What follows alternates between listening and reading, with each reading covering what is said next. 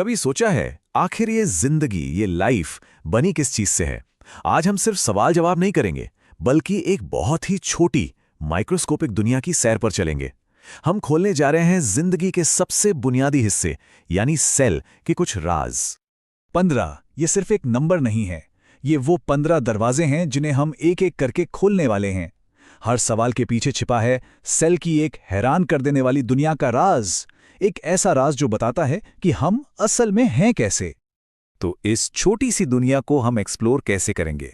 देखिए, हम शुरू करेंगे बाहर से, सेल की बाउंड्री से, फिर गोता लगाएंगे उसके कंट्रोल सेंटर में। इसके बाद हम देखेंगे कि इसकी फैक्ट्रियां कैसे काम करती हैं, और आखिर में समझेंगे वो कौन सी प्रक्रियाएं हैं जो इसे जिंदा रखती हैं। तो तैयार हैं? चलिए शुरू करते हैं।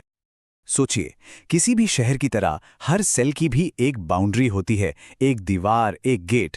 और ये सिर्फ रुकावटें नहीं हैं, नहीं, ये बहुत ज़रूरी स्ट्रक्चर्स हैं जो सेल को सुरक्षित रखते हैं और उसे अपने आसपास की दुनिया से बातचीत करने में मदद करते हैं।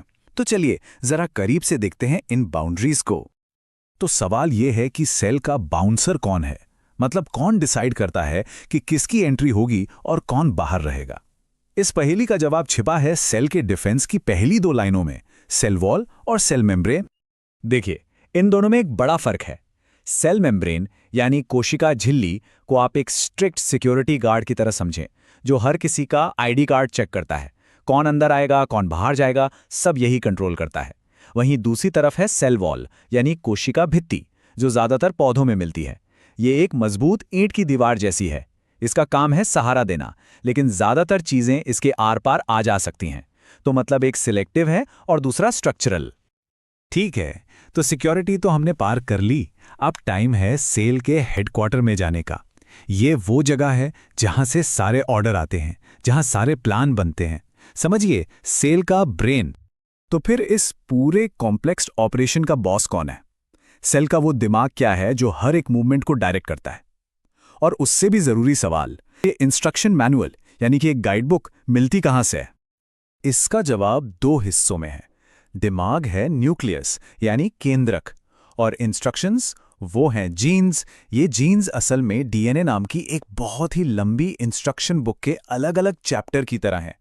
न्यूक्लियस इन चैप्टर्स को पढ़ता है और सेल को बताता है कि उसे क्या बनना है और क्या करना है। लेकिन 1 मिनट, क्या हर सेल में इतना साफ सुथरा ऑर्गेनाइज्ड ऑफिस होता है, या कुछ सेल्स थोड़ी ज्यादा केओटिक मतलब बिखरी हुई होती हैं? पता चलता है कि जिंदगी का एक पूरा डोमेन है जो बिना किसी सेंट्रल हेडक्वार्टर की ही काम करता है। मिलिए प्रोकैरियोट से।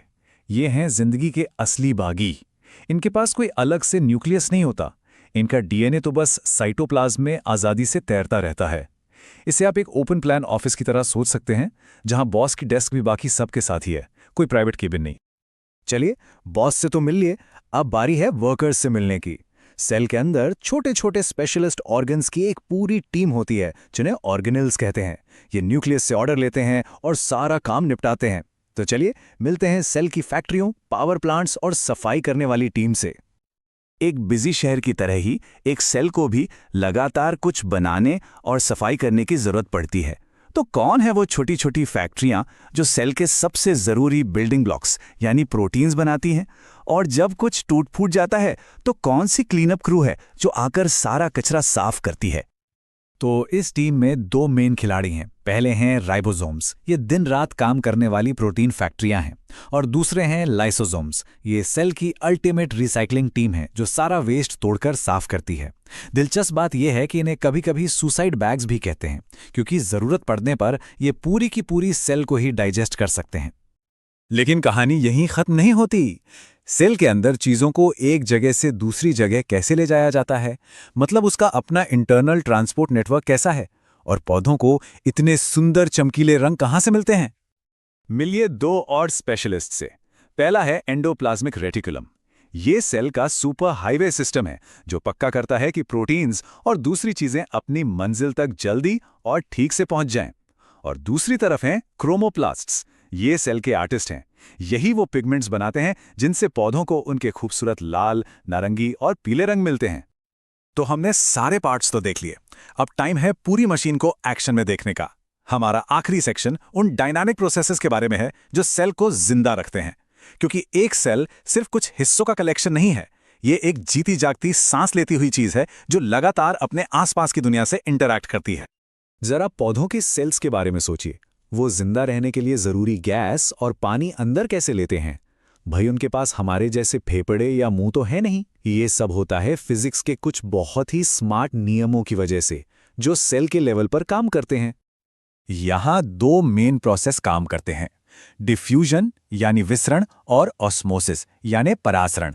डिफ्यूजन तो सिंपल है, जब गैसें ज्यादा भीड़ वाली जगह से कम भीड़ वाली जगह की तरफ अपने आप फैल जाती हैं। लेकिन ऑस्मोसिस एक तरह का वीआईपी प्रोसेस है। ये खास तौर पर पानी के लिए है, जब पानी एक मेम्ब्रेन के आर पार जाता है। ये सब बैलेंस बनाने का खेल है। तो चलिए इस ऑस्मोसिस वाले आइडिया को टेस्ट करते हैं। मान लीजिए हम एक जिंदा सेल को लेते हैं और उसे बहुत ज्यादा नमक वाले पानी में डाल देते हैं। अब क्या होगा?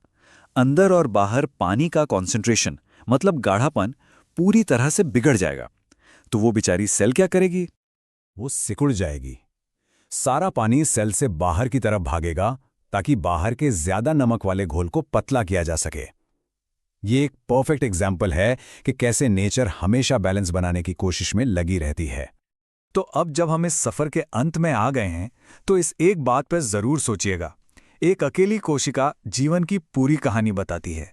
उस एक छोटी सी चीज के अंदर हमें कायनात के सारे नियम काम करते हुए दिखते हैं। ऑर्गेनाइजेशन, इंफॉर्मेशन, एनर्जी और जिंदा रहने की एक जबरदस्त चाह। आज तो हमने सिर्फ सतह को ही छुआ है। सेल के अंदर का हर एक हिस्सा, हर एक प्रोसेस अपने आप में एक पूरी दुनिया है जो खोजे जाने का इंतजार कर रही है। तो मैं आपको बस इसी सवाल के साथ छोड़े जा रहा हूं, सेल का कौन सा राज आप अगला जानना चाहेंगे? क्योंकि जब बात जिंदगी के इन बिल्डिंग ब्लॉक्स की आती है, तो सीखने के लिए हमेशा कुछ नया होता है।